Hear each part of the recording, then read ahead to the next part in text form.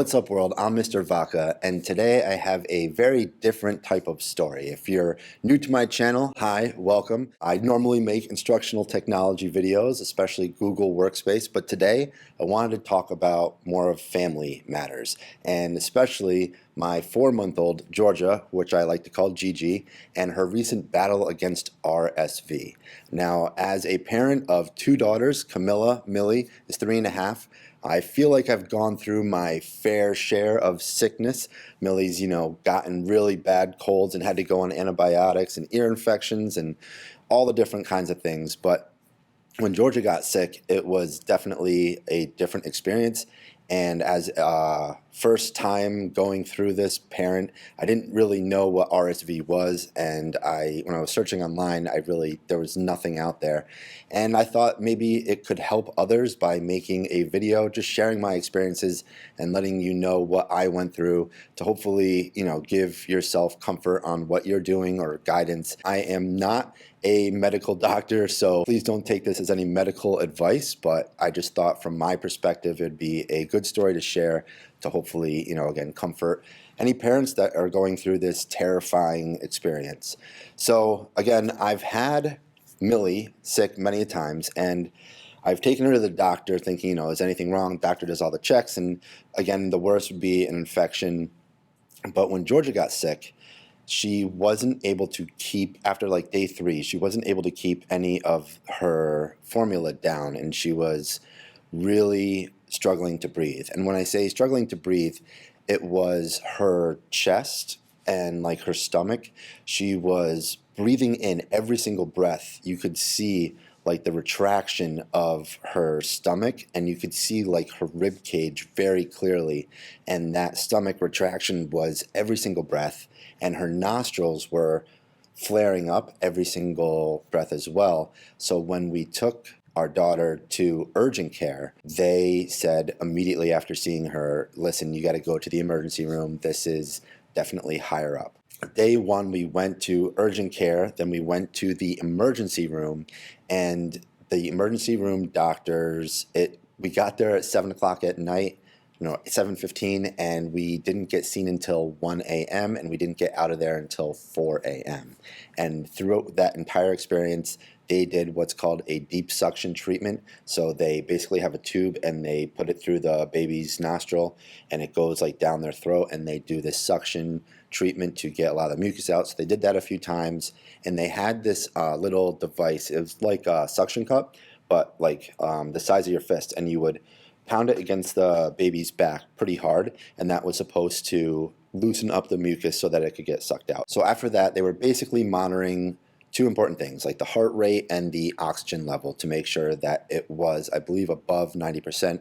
And by 4 o'clock, she had shown signs or had numbers high enough that they were comfortable letting her go. And they said if it gets any worse, to then come back. But right now we could go back and keep an eye on her. So the next day, day 2, she basically stayed at what we would consider status quo. She wasn't getting any worse. She wasn't getting any better. So we just stayed home with her, and she was able to actually keep the fluids down, which was a good sign. But then on day 3, actually the night between 2 and 3, things definitely got worse again. Those retractions were going deeper. And so we went on day 3 to our normal pediatrician, but our pediatrician, when we got there, said, oh no, go to the hospital again. So we go to the hospital emergency room, except this time we went in a lot faster. They already had her checked in basically because the pediatrician had called, and for whatever reason we were able to get right into past the waiting room and into this like secondary waiting room where they did more deep suction treatment, and they tested her oxygen. And what they had to do at this point was put on this oxygen breathing tube mask, which I like to call her space astronaut suit, because she looks like an astronaut in this. And the air was just pumping what they called high flow, which was just normal oxygen, but like pushing pretty hard through the nose tubes mask, whatever you call it. And so after doing that for a while, so they kept just doing more tests with the oxygen on and her especially paying attention to her oxygen level. And then the respiratory specialist team came in did a diagnosis and was like, we're going to have to admit her to the hospital. So at this point, we're like kind of freaking out, my wife and I, being like, this is wild. I can't believe this is going on. Like, we didn't think it had gotten that bad, but the doctors were taking it very seriously. So at this point, remember how we were so busy the first time? When we got there and they were putting everything in, like the tubes, it was pretty quiet. But then by the time they said it's time to admit you, the entire floor had been filled with patients. And now this wing, Albany Medical Center, shout out to the pediatric wing of that hospital. Y'all are amazing. I have so many great things to say about them. But first off, when we got to that stage when we're going to do the admittance into the hospital, there were people that were not just double booked in the rooms, but like in the hall in beds. So we get to the room and they basically put Georgia in this cage-like enclosure that's got like a crib but with high bars, and then like a plastic roof tarp thing that would just, I don't even know what it does. I'll be honest, I have no idea. Scary looking from the get-go. Then they decide that they want to put an IV in her, so they had to go through her arm, and then they put a sock over her arm, and it was because they weren't going to be giving her formula. The IV was just going to be giving her what she needed, because even though she wasn't throwing it up, I guess they were concerned, or she was actually dehydrated. I don't know. That wasn't the issue. The issue really was her breathing. So after that, they hooked up this device like the Owlet sock. I don't know if you've seen that. It's very expensive, but very much worth it. And it goes around the foot, and it gives all the different stats like the oxygen, the heart rate, all that stuff. And they basically kept the nose on high flow. And every hour to 2 hours, the nurses came in and checked everything. They would do the chest tapping with that suction cup. They would make sure that the stats were on the right track. The respiratory team would come through, and everyone was just on top of their game. They paid attention to if the oxygen like reader thing either dropped below 90, or even if it like fell off, it would instantly do this like little annoying announcement that would not just go off in the room, but go to the nurses station. And within like 15, not even 10 minutes, the nurses would come and check to make sure that the device is attached properly, because of course, the baby's going to try to take it off. Or if the baby's oxygen levels are actually dropping, they're there to make sure that everything is okay.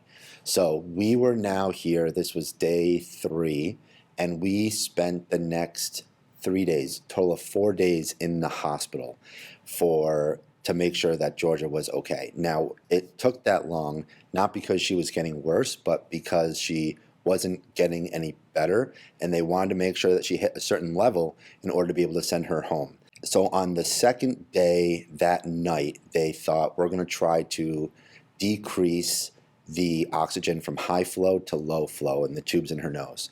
And then at the end of the night, like right when the new nurse came on, they thought the levels were okay. They were going to actually try to take the tubes out completely. They took the tubes out completely, and within a couple hours, the numbers had dropped so low again that they were like, nope, we're putting it back in.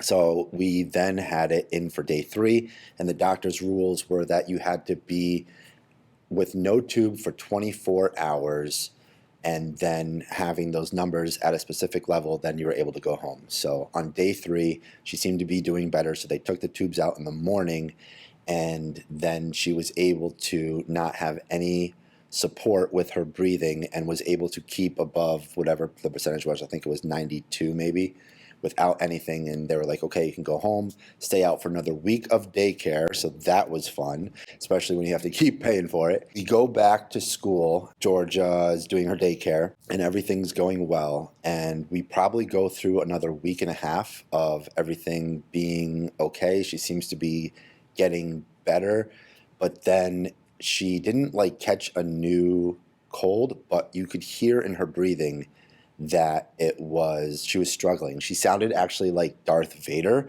and not in a good way, but that, every single breath. And she wasn't having the retractions, but we were just concerned. So we went to our pediatrician, and our pediatrician, this was just like last week, said that we have to put her on a nebulizer. And a nebulizer is going to help get the mucus again broken up so that she can get it out on her own. And I have to say, after about a week now or 5 days of using the nebulizer, she is doing a lot better. We haven't had to put her on any other antibiotics or any other medicine. The nebulizer is like the medicine that she needs in order to get the mucus out on her own, which again is the most important part.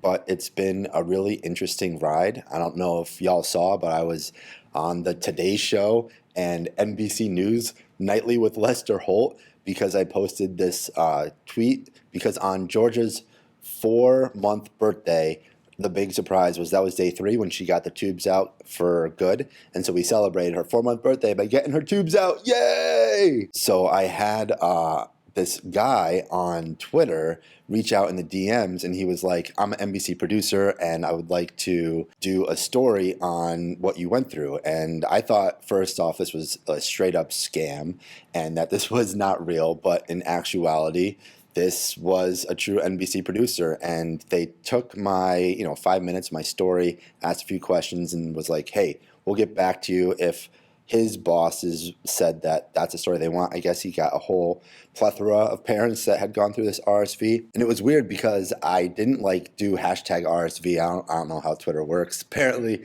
but he was able to search it and they selected my story, and it was really cool doing this Zoom meeting. And I thought it was just on NBC Nightly News, but then I got all these messages being like, oh, I saw you on the Today Show, or I saw you over here. And I guess because it's NBC, they just push it out to all their lower or different stations, and it was cool. At that point, we didn't have the nebulizer stuff that was in that week and a half where Georgia was going back to daycare and was not sounding quite like Darth Vader, but every day it was getting a little bit closer or worse sounding. And it was actually our daycare, who was amazing. They were like, hey, it doesn't sound right, you should go to the doctors again. And of course, at that point, we were like, yeah, we already have an appointment for tomorrow. Definitely been a scary, terrifying, exhausting process. And trying to explain it to our 3.5-year-old, that was actually a lot easier than I anticipated. She understood that she was sick and had to go to the hospital, but we would switch off. Sarah and I would switch off every night by going, one would stay at the hospital and then the other would stay with Millie. And they basically asked, that someone was with her 24/7. And every 2 hours, again, during the night, they would come in and do a checkup. Even if Georgia was doing okay, they still wanted to make sure that her stats were in the right level. And I can't emphasize enough how amazing everyone was at Albany Med Center. They are incredible over there. And that's my story. So if you have any questions or if you're going through this, I would love to hear on the comments below, and we can connect and hopefully give you some advice from a parent level. Again, not a doctor, no medical advice coming over here.